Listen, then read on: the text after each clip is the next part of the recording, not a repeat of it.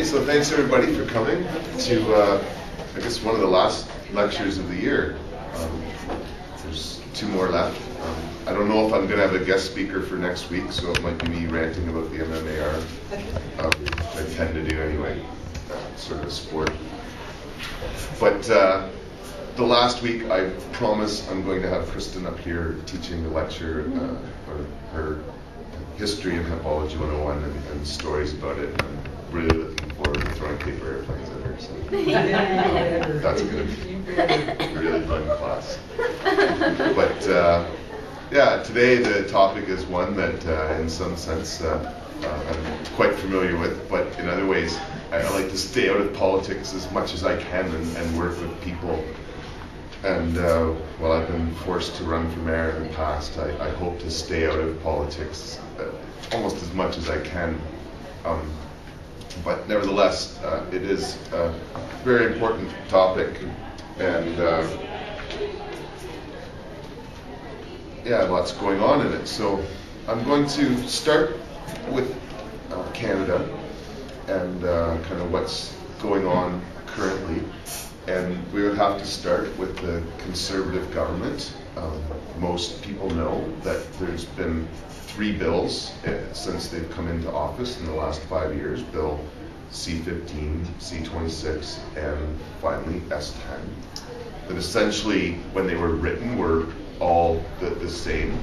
They have mandatory sentences for a wide variety of what they would call drug crimes. Which has served their purpose in some ways because they've been able to group cannabis in with other drugs, which is something that conservatives like to do. And while they wouldn't ever in any of their press releases or otherwise state that the cannabis culture is those that they would be going after the most or first, certainly it seemed as though we were the primary target of these bills with 6 months for 6 plants, and it actually went up quite a bit if you had any other circumstances.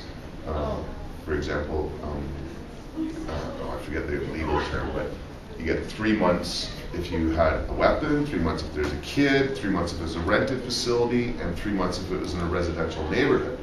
So if all of those 4 circumstances existed and you had 6 plants, you would get a year just for all of the extra problems the court saw, and then the 6 months. So that should be 18 months for 6 plants. So really, extraordinary amount of time would have been spent in jail by people that were essentially not criminals at all. And so they put $9 billion aside to build prisons in some of the most recent budgets. I think it was over a 5-year period, but anyway, they are building 22 prisons right now. We've been very fortunate in some sense.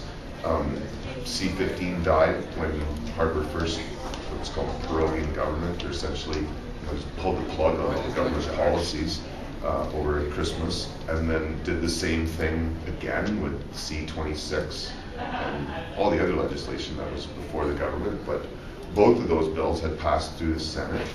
And since the Harper government's gotten in, there have been enough senators either pass away or leave office that he's been able to stack the Senate. And my understanding is he's got to the point now where I think there's one independent senator that holds the balance of power in the Senate, and often though they get their way and are able to force pretty much anything through the Senate now if they want. The first 2 bills didn't get through the Senate without some changes in wording, and in some ways the changes weren't as much as we would like, but they did make some amendments, softening some of the sentences. Actually, I think the one that they made for C-26 was that if you owned your own home, you would somehow be exempt from the mandatory minimum. You wouldn't be exempt from your home being seized, however, so you'd still be convicted and often in cases where people are convicted of growing in their own home, the next thing they try to do is seize the house. So, anyway, and the press made a great deal out of these very small and often minor exemptions, and it was and has been very scary to see actually how the press has manipulated information about these bills, but that's a whole other story.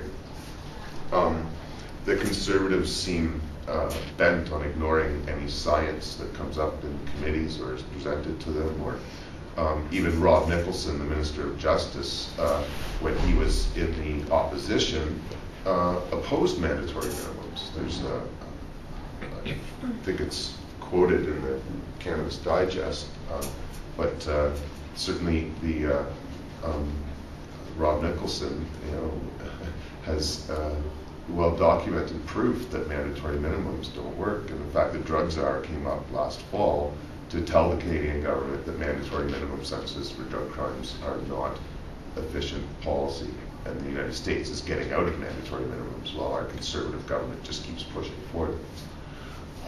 Luckily, though, a number of forces stopped S10 before it came into law, and S10 didn't have any amendments made in the Senate, so it was coming, full throttle in some sense.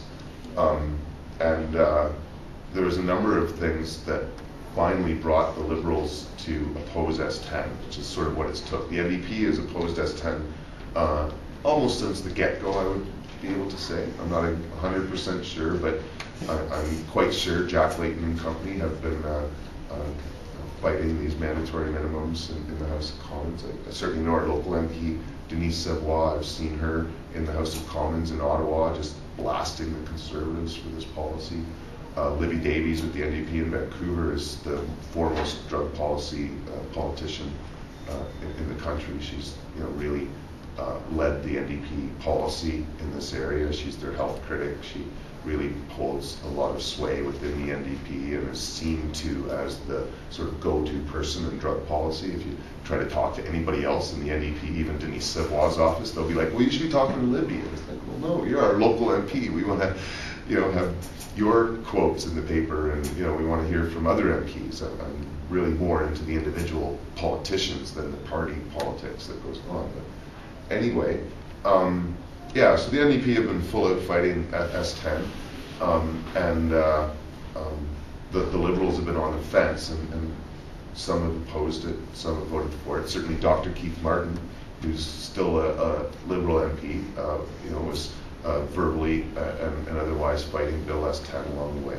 But it wasn't enough, and it looked as though Michael Ignatieff and the caucus of the Liberals didn't want to appear soft on crime, and that they were going to vote for it. Certainly up-and-comers like Justin Trudeau was also quoted as saying he was going to support it because he didn't want to appear soft on crime. But something happened about maybe 6 weeks ago, a month ago. The Liberals finally came forward and said they were going to, as a group, vote against S10. And it was something that I believe was a result of all the different people and groups of people that were telling the Liberals to fight it. And we've been doing what we could in a phone jam and email campaigns. Certainly the cannabis community, probably more than any other kind of group of people, have been fighting this since the get-go. But we've been completely written off as, for the most part, because we have an obvious bias. The groups that started writing and I guess pressuring the Liberal government included not just people like the John Howard Society and people that worked in the criminal justice system and the addictions organizations, but and I'm probably going to get some of the terms incorrect here, but I believe there was like the National Council of Native, just shot myself in the foot saying, I forget the name of it, but there was national groups of Aboriginal people that were advocating against this. And I think the final straw was a council of Canadian churches, which included the Catholic Church and a whole bunch of what we would consider kind of right-wing religious groups, wrote to the Liberals. There was a big thing in the Globe and Mail about how the Council of Churches was opposing these bills because it would disproportionately criminalize youth.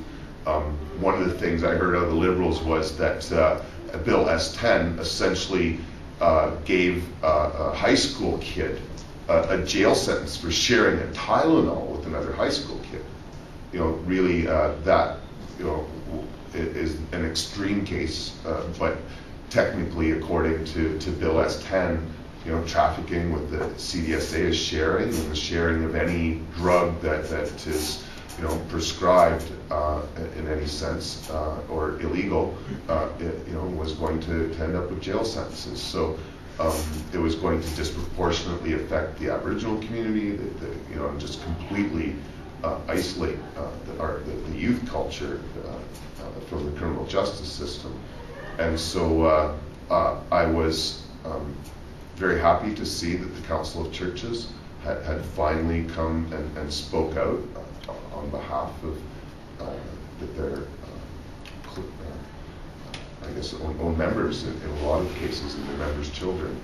And it was, I think, something that the Liberals were testing the water on, because at first it was, and it's hard to know exactly how things happened here, but I think someone in the Conservative government suggested that Bill S-10 might not be put on as a confidence vote, that it might be what they call a non-confidence vote, which would mean even if it failed, the government would still be in power.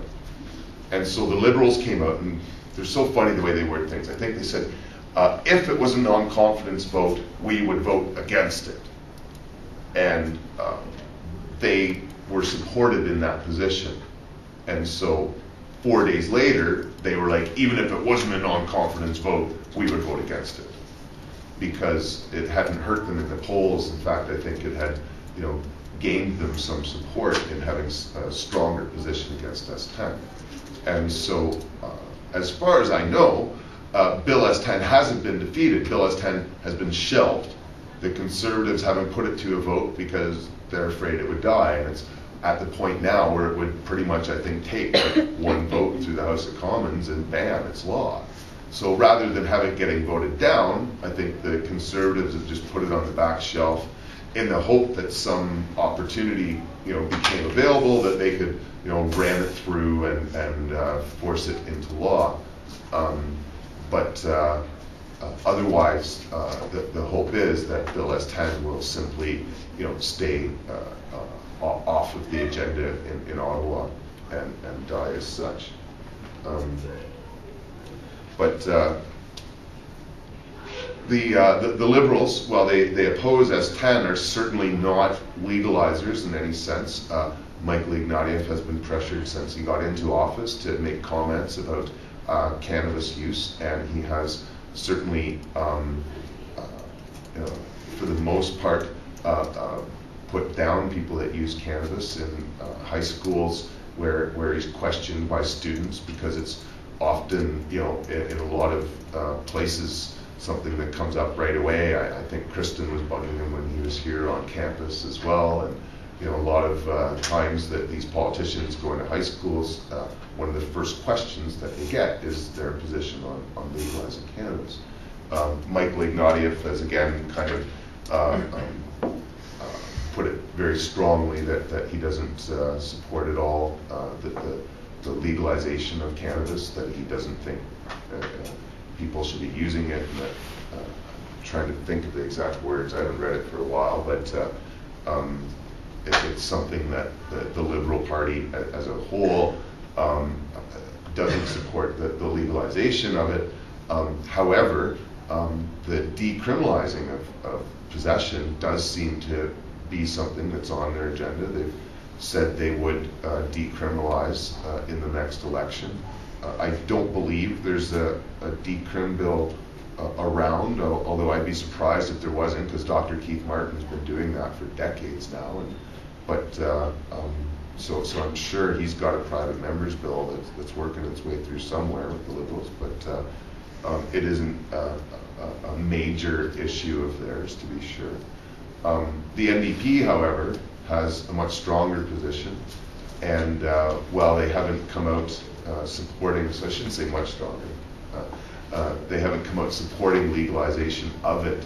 A lot of times when you hear people like Jack Layton, certainly Libby Davies, talk about it, if they don't have an individual position of legalizing, like Denise Savoie, I should say, our local MP, she believes it should be legalized and sold in stores not much different than alcohol. And the debate in Washington State right now is very much that. Yeah, the NDP don't have a legalization agenda, but they certainly want it pretty much decriminalized.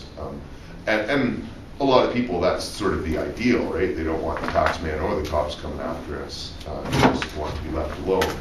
And so, in some sense, to avoid any conflict with international conventions, decriminalization might be the way to go. Certainly, not only has Portugal done it successfully, but Spain has recently, I believe, decriminalized pot as well. So decriminalizing seems to be a politically acceptable term as a stage towards legalization. Some purists don't like to think that we should go that route. We should go straight to legalization, but it seems that decrim is a softer approach that people find more acceptable. Which to me is quite strange, because it means that essentially people involved in the sort of green market outside of our taxation system are the only ones that making money on this. It'd be much more sensible from an economist's point of view to have it included in the economy. But anyway, certainly, yeah, the Green Party of Canada, well, I haven't mentioned them yet, are full-out legalizers. And it's really great that they're willing to take that position and challenge other parties to take that position. Unfortunately, you don't hear it come out of them as often as one would like, and they could be a lot more progressive, in my opinion, in their fight to have it legalized. But they are, as a group, the only political party in Canada that supports legalization, and certainly, some of their political candidates are very supportive of it. And the rest all believe in it, to be sure. So whether they ever get elected or not is another question, but they're bringing up issues in debates, in the media, in the streets, and the Green Party really should be supported in every way possible. However, in the next upcoming election, I think the strategy is sort of anybody but conservatives. My friend Ernie up in the North Island Compassion Club tells me that there was something like 20 different electorate districts in Canada where conservatives got voted in the last election that were very, very close to either a Liberal or an NDP being the winner. And his focus, or he believes the focus should be on those specific districts to see that the balance of power goes to the Liberals and the NDP, as opposed to the Conservatives sort of ruling the roost without any real coalition existing. And so whether an election happens this spring or not, it's still up in the air, but certainly that seems to be the direction that many activists are going to go. I should speak to other countries. I mentioned the United States. It's just incredible to see the politics of the United States. Like, there's Democratic senators in Florida, in Washington State, talking legalization.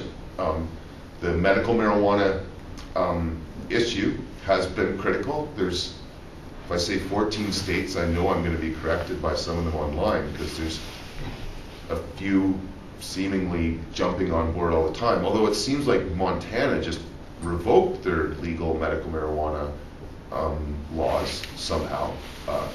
I'm pretty sure it came in on a ballot. Well, you'll really be getting it because we're streaming on Normal Live right now. Oh, we're on Normal Live? Yeah, right? also, Okay, well, I'm going to get... Also podcasts from JDR Radio too. Oh, right on, okay. Yeah. Cool, welcome to the crowd, yeah. Yeah, right down in the United States, there's a real seesaw battle happening, and most of the changes are happening because of ballot initiatives, and state legislatures, certainly any of the states run by Republicans, are fighting tooth and nail. Like I say, Montana, I believe there's 26 warrants issued on Monday. They shut down like well over a dozen clubs through Montana, and so there's passed I guess a law revoking the medical marijuana laws that had gotten them that far. But there's a lot of activity happening down there for the positive, despite setbacks like this. It's, like I say, really hard to keep up with what's happening. There's a real big move now towards 2012, and a bunch of ballots that or initiatives like I think Jack Harris is coming up in California. And well, Prop 19 failed last year, and it did a number of things that were very positive. And some of the reasons that it failed were actually quite interesting. It seems as though the political mechanisms in California have moved towards legalization. The question isn't whether it should be legal, it's how much should it be taxed and who should be let in on it. And the way that Prop 19 was written was one that many people that were in the industry or are in the industry, growers and storefronts, felt very threatened by it.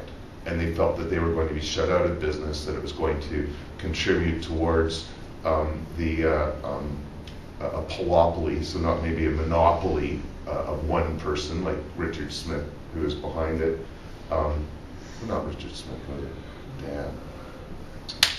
Anyway, certainly there was a great fear among the industry that it was going to corporatize in some sense, that the work and the unions were behind the bill as well, which sort of intimidated a lot of groups. It was really odd to see that the bill in fact failed because the cannabis industry wasn't fully behind it. But it seems as though the debate has gone from what is medical and whether or not medical should be legal to why are we bothering criminalizing anybody, medical or not. And through the eastern United States, like I say, in Florida and other places, there is a shift towards outright legalization, which is sorry, I got distracted. One of the, I guess, reasons people are talking about legalizing is because of what's happening in Mexico. Certainly, it's become, in some areas of Mexico, very much like a war state. And there have been now even people within former governments admitting how closely infiltrated the drug cartels are with the government and the military. On Canada's Culture today, there's even a story about how the United States were giving arms to people that were involved in smuggling across the Mexican border, thinking that somehow that would buy them friends and influence and lead to stings, and just the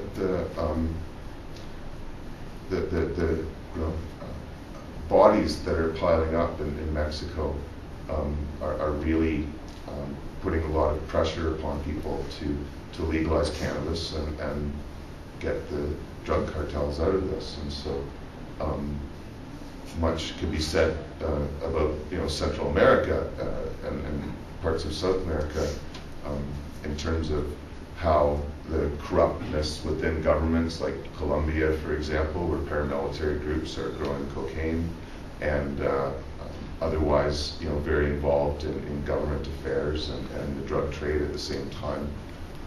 It's something that there's a lot of international pressure to legalize because of just story after story of these.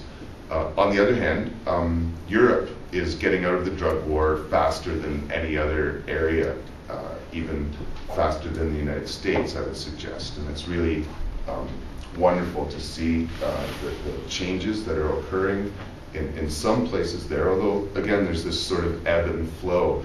While in Portugal and Spain, more recently, the possession of cannabis has become quite accepted. I understand in Portugal you can walk around and there'll be plants on people's balconies and stuff. I understand that personal growing is quite accepted, 1 to 5 plants. And I've had a friend recently come back, or several friends from Amsterdam, who've said that, yeah, it's really this bizarre situation there that in a way is this decriminalization taken to the extreme, right? Because the police don't enforce the cannabis laws unless there's some big grow-up and there's complaints people aren't paying their taxes, I think is about the only times they shut them down. But the coffee shops themselves don't legally sell cannabis or hash. And it's really, I understand, quite awkward in terms of how much can be on site and how much you can purchase. And if you get a menu from them, like they're not actually listing any of their herbs or anything, they'll sell you other stuff. And I wouldn't be able to say exactly how each place works. They'll have dealers in corners that they subcontract to because, like I say, the actual coffee shops, I don't think really sell it as much as people that work in the coffee shops. Or it's all quite strange, but they've got to do this, kind of cloak and dagger sale of the herb, and there's been a backlash even within the Netherlands about what's happening because there's been so much tourism coming there, and who knows why people would complain of tourists, because it seems like they're doing quite well with all the money that's flowing into the area. But some individuals within the business community are happy about this, and they're trying to shut down the tourism into Amsterdam and other parts of the Netherlands, which is having all sorts of interesting effects. Certainly people in Germany have been traveling to the Netherlands for hash for a very long time, so now they're starting to just simply supply themselves, is what I understand. It's amazing to see what's happening in Germany, though I can't understand any of it when I try to look it up online. But, there's a huge movement throughout Europe, with probably the exception of France. I think they're the probably most conservative country over there. But there's a lot of momentum happening in the UK as well, and I think while the United States is making some dramatic changes, it's truly going to be the European Union that's going to call for international drug conference, and we will, hopefully in the near future, work towards a convention that would give individual countries much more freedom to draw up their own drug policies. And this is the 50th year since the 1961 Single Convention on Narcotics. It's one of the oldest international conventions in one of the most important areas of government policy. And it is certainly my hope, and when the Senate did a study that they released in 2002 recommending legalization of cannabis, one of the recommendations on there, which is one I actually forwarded to them, was to hold a convention, an international convention on drug policy. And I think if such a convention were held, it would really change things for the better. And again, individual countries could write their own laws much more freely. Do you know anything about Australia's law on cannabis? Just because when I was looking online about like research in different countries, the countries that came up were Spain and Australia. Okay. But I didn't really hear anything about their legalities, just that they were doing a lot of research. I don't think that there's any medical clubs in Australia. I don't think that there's been much momentum for medical. I think for the most part, the laws are pretty strict and pretty strictly enforced. There's a town, Nimbin, where there have been cannabis festivals for a while. I guess it's sort of like this kind of hippie kind of place where a lot of people would go to kind of get away from the big city life, and it's been fairly well tolerated there. Although I understand last summer there was much more of a police presence than normal, which is quite unfortunate, but I still think it's... I know a bit about Australia. They hold their, it's called Mardi Gras. It's one of the old, it's really old festival there. Hippies started many years ago. They have all these events, it's a week long. There used to be cafes there. A guy I know, he owned a Big Bong, it was called Big Bong Burger Shop. And he used to sell pot oil there and everything. But in the last year, that he's had to close it down. A lot of the places there have closed down. So that now the Mardi Gras Festival is becoming a political thing This is again. in Yep. It's becoming a political thing again instead of just a festival because of the way that it is. But guys right around there, like this guy, he had a station wagon and he put grow boxes all in the front, and that's what he drove to work. It's online. If you go Big Bong Burger from Australia, you'll see all about him. But he drove this around, and it was made into a bong, a station wagon. Cool. But it was really, nobody ever did anything. But in the last 2 years, it's really started going the other way. Too. 2 years now. Yeah, I heard it had not been as open, but just that one pocket of it over there. Cool. Okay, well, like I say, next week I'm going to focus on Health Canada's medical marijuana access regulations, and then Kristen's going to be here the week after that. So thanks very much for coming out, and thanks very much to for this too. Yeah, let's give a shot at that. Cheers. Yeah. Thanks, guys. One of the winners in the coloring contest. It's actually Stereotype is the one that's streaming those through the two places. Cool. So thank you, Stereotype. Thanks, Stereo. Sweet. Yeah.